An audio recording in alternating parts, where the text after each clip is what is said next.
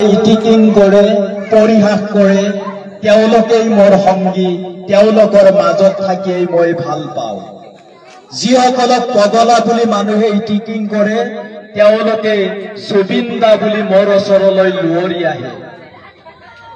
এই কথা কৈ গৈছে নিজেই জুবিন গাৰ্গ এগৰাকী বাদ্য যন্ত্ৰীৰ পৰা কণ্ঠশিল্পী হৈছে খুব সুন্দৰ গীটাৰ বজাইছিলে আসলতে গীটাৰিষ্ট আছিল আৰু এই গীটাৰিষ্ট গৰাকীয়ে এটা সময়ত কেৱল অসমৰেই নহয় কেৱল ভাৰতবৰ্ষৰেই নহয় বিশ্বৰ এগৰাকী বিশিষ্ট গায়ক কণ্ঠশিল্পী হিচাপে আত্মপ্ৰকাশ কৰিলে কিবোৰ্ড গীটাৰ তবলা মেণ্ডলিন গগৰ পাৰ্কাছন আদি সকলো বাদ্য তেওঁ বজাইছিল কেৱল বজোৱাই নহয় সুন্দৰকৈ বজাইছিল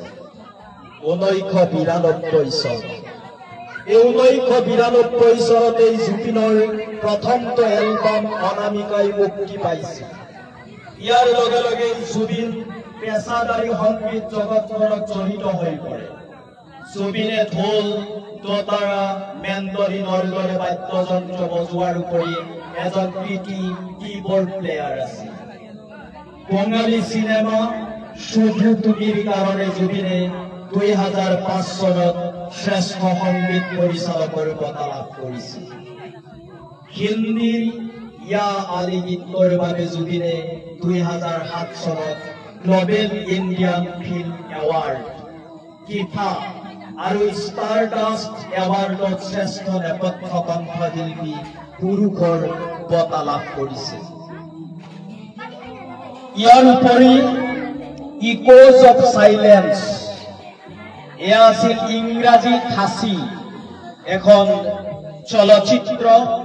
আৰু ইকোজ অফ সাইলেন্স ছবিৰ বাবে শ্ৰেষ্ঠ সংগীত পৰিচালক হিচাপে ৰাষ্ট্ৰীয় বঁটা লাভ কৰিছিল যাৰ নাম ৰজত কমল আধুনিক অসমীয়া সংগীতত নতুন মাত্ৰা প্ৰদান কৰাৰ বাবে 2014 চনত জুবিন গাৰ্গলৈ ৰেনেছা অসম বঁটা আগবঢ়োৱা হয় এইখিনিতেই আমি কথা দীঘলীয়া কৰিবলৈ যোৱা নাই কিন্তু এটা কথা আমি নিশ্চিতভাৱে জনা দৰকাৰ বা মনত পেলোৱা দৰকাৰ সেইটো হৈছে ইতিমধ্যে আমি কৈছো 1992 চনত মানুহে গীত শুনিবলৈ পাহৰি আছিলে সেই সময়তেই জুবিন গাৰ্গৰ আবিৰ্ভাৱ হৈছিলে আৰু মানুহক এই গীত শুনিবলৈ পুনৰ বাধ্য কৰিছিলে এই যাদুকৰী কণ্ঠৰ জৰিয়তে সেই গৰাকী জুবিন গাৰ্গ যি গৰাকী জুবিন গাৰ্গে সমালোচনা কৰিছিল তীব্ৰ বহু ব্যক্তিয়ে সমালোচনা কৰিছিল কিন্তু তেওঁ আসলতে বেয়া পোৱা নাছিল মৰম কৰিছিল যাক বেছি মৰম কৰা যায় তেওঁৰ কিবা ধৰণৰ ব্যতিক্ৰম দেখিলে তেওঁকেই সমালোচনা কৰা যায় তেওঁৰ ওপৰতে গালি বৰষণ কৰা যায় সেই গৰাকী জুবিন গাৰ্গ কেইবা সহস্ৰ গীতৰ স্ৰষ্টা ইমান গীতত কণ্ঠদান কৰাৰ যি ইতিহাস এই ইতিহাস কোনেও ভংগ কৰিব নোৱাৰিব তেওঁ লিজেণ্ড তেওঁ এটা কথা কৈ গৈছিলে যে মই যেতিয়া মৰিম গুৱাহাটীয়েই নহয় সমগ্ৰ অসম এসপ্তাহ ধৰি মৌন হৈ থাকিব আৰু সঁচাকৈ সেয়াই হ'বলৈ গৈ আছে 19 তাৰিখৰ পৰা তেওঁৰ গুণমুগ্ধসকল ঘৰ পোৱা নাই ৰাস্তাত প্ৰতিগৰাকী গুণমুগ্ধ ৰাস্তাত কেৱল আবেগৰ নহয় হৃদয়ৰ স্পন্দন যুৱ প্ৰজন্মই জুবিন গাৰ্গৰ মৃত্যু মানি ল'ব পৰা নাই কিয়নো এই মৃত্যু যেন স্বাভাৱিক নহয় যি অৱস্থাত পৰিতৰ মৃত্যু হৈছে প্ৰায় 8 ঘণ্টা ধৰি তেওঁৰ মৃত্যুৰ বাতৰি লুকুৱাই ৰখা হৈছে প্ৰায় 8 ঘণ্টা ধৰি তাৰ মানে কোন সংস্কৃতিৰ বেপাৰীয়ে তেওঁলোকৰ মুনাফা আদায়ৰ কাৰণে জুবিন গাৰ্গৰ মৰাহতক ব্যৱহাৰ কৰিলে নিশ্চিতভাৱে ইয়াৰ বিচাৰ হ'ব অসমবাসীয়ে ইয়াৰ বিচাৰ কৰিব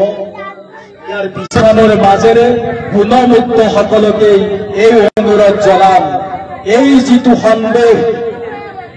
এই সন্দেহটো আমি কেৱল আবেগত উটুৱাই যাবলৈ দিলে নহব। কাৰণ এইগৰাকী জুবিন গাৰ্গ আছিলে অসমৰ সম্পদ। যি জুবিন গাৰ্গে কাকো কেয়াৰ কৰা নাছিল, যেতিয়াই মৃত্যু হোৱা স্বত্তেও 8 ঘণ্টা পৰ্যন্ত তেওঁৰ মৃত্যুৰ বাতৰি লুকুৱাই থৈছিলে আৰু এতিয়া বিভিন্ন ধৰণৰ বিচাৰ আশ্ৰয় লৈছে।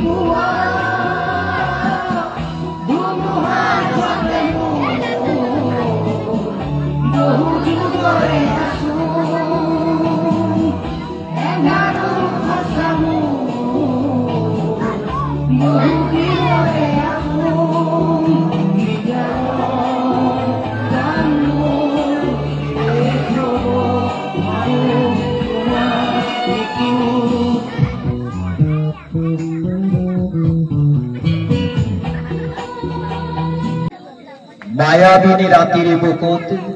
দেখা পালো তোমাৰ ছবি, ধৰা দিলা গোপনে আহি হিয়াৰ কোণত,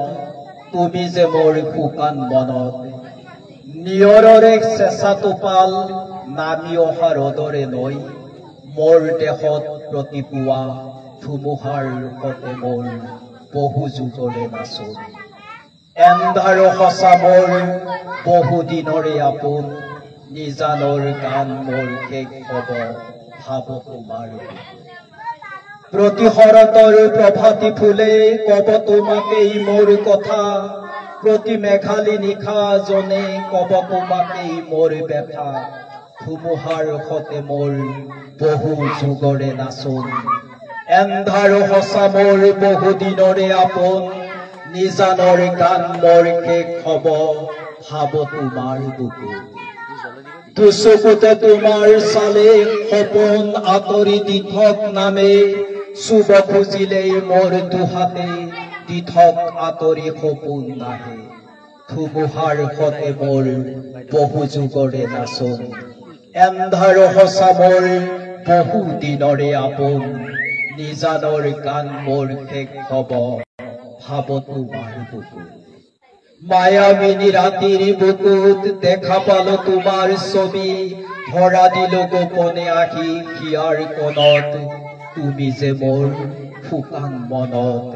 নিয়ৰে চেঁচা টোপাল নামি অহা ৰ'দৰে